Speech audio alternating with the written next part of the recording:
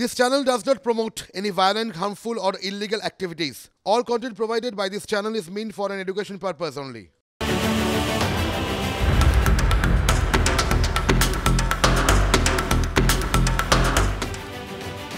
এতদিন ছিলেন ঘাসফুলের বর্ষিয়ান নেতা, কিন্তু আজ থেকে তিনি পদ্মের মুখপাত্র। বঙ্গ বিজেপির আজকের জন্য দিনটা ভীষণ ভীষণ ইম্পর্টেন্ট। একে বঙ্গ সফরে এসেছিলেন প্রধানমন্ত্রী, অন্যদিকে তৃণমূলের পোড় খাওয়া নেতা দলের পুরনো সৈনিকের বিজেপিতে এন্ট্রি। মানে মোদীর বঙ্গ সফরের মাঝেই তৃণমূল ভাঙছে, বিজেপি বাড়ছে। সৌমেন রায়, কৌস্তব বাগচির পর এবার তাপস রায়। বিকেলে সল্টলেকের পার্টি অফিস, সেখানে তাপসের হাতে পতাকা তুলে দেন শুভেন্দু সুকান্তরা। এখন প্রশ্ন একটাই, তাহলে কি উত্তর কলকাতার প্রার্থী হচ্ছেন তাপস? লড়াই সুদীপ বন্দ্যোপাধ্যায়ের সঙ্গে কি? উত্তর খুঁজি।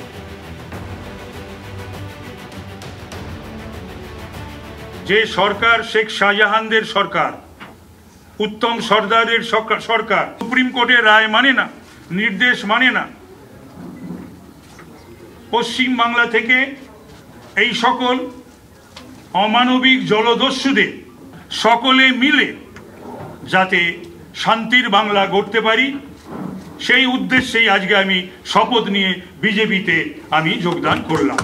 লয়্যালটি যে বিষয়টা, সেই বিষয়ে আমার এতটুকু যখন যেটা করেছি 100%, 99.999 100% আমি লয়াল থাকব বিজেপির নেতৃত্বের প্রতি, বিজেপির প্রতি।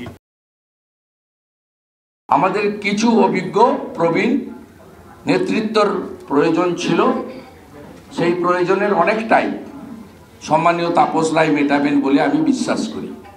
তাই আজকের এই জয়েনিং পর্বে সম্মানীয় তাপস দাকে স্বাগত জানাই। সর্বস্তরে ভারতীয় জনতা পার্টির এই এলাকার কর্মীদের তাদের সমর্থন মতামতের ভিত্তিতেই তাপস দাও সিদ্ধান্ত নিয়েছে, নাড্ডাজির অনুমোদন নিয়ে আমরা এই কাজটা করছি।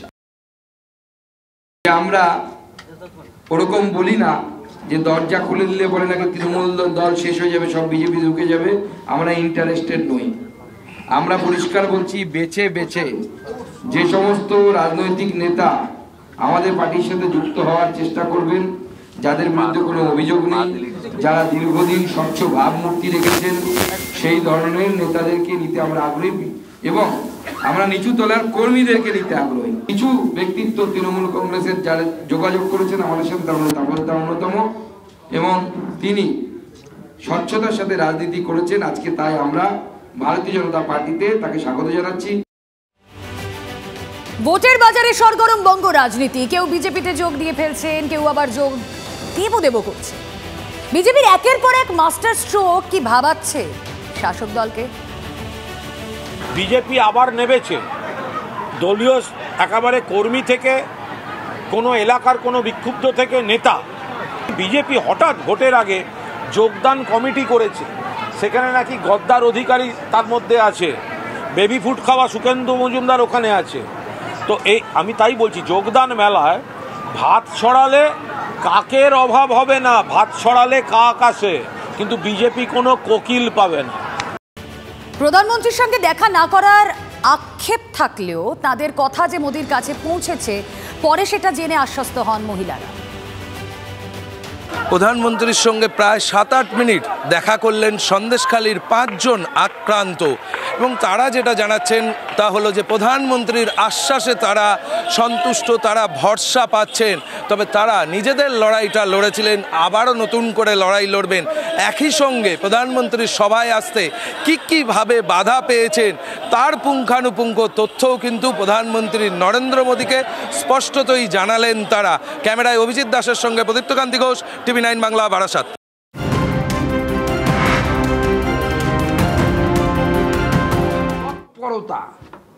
এর কারণ কি পশ্চিমবঙ্গবাসী কেউ বুঝতে পারছে না, আমরাও বুঝতে পারছি না, পুরোটা অন্ধকার।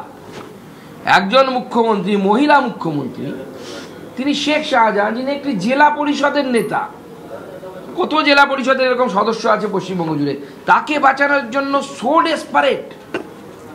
তার মানে কি শেখ শাহজাহানের কাছে এমন কিছু অমূল্য রতন আছে যে তিনি মুখ খুললে পরে সেটা কি সমস্যা হতে পারে মমতা বন্দ্যোপাধ্যায়ের এবং তার পরিবারের?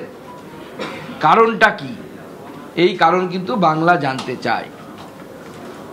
আজকে দ্বিতীয় পর্যায়ে আমরা জানতে পেরেছি যে শেখ শাহজাহানকে এই মুহূর্তে হসপিটালে নিয়ে যাওয়া হয়েছে। আমরা জানি না তার শারীরিক পরীক্ষা হবে, আবার ভবানী ভবনে নিয়ে গেছে। আমি জানি না শারীরিক পরীক্ষা অনেক সময় হ্যান্ড ওভারের আগে তুলে ধরে দেওয়া হয়। মেডিকেল গ্রাউন্ড দেখিয়ে আবার আটকানোর চেষ্টা হচ্ছে। আমি এটাই বলছি, ওয়াই সো ডেসপারেট?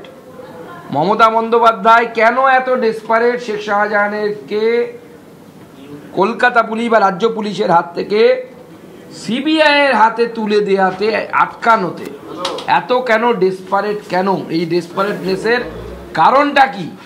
এটা পশ্চিমবঙ্গবাসী হিসেবে, একজন রাজ্যবাসী হিসেবে, বিরোধী দলের নেতা হিসেবে আমি এই প্রশ্নটি করতে চাই।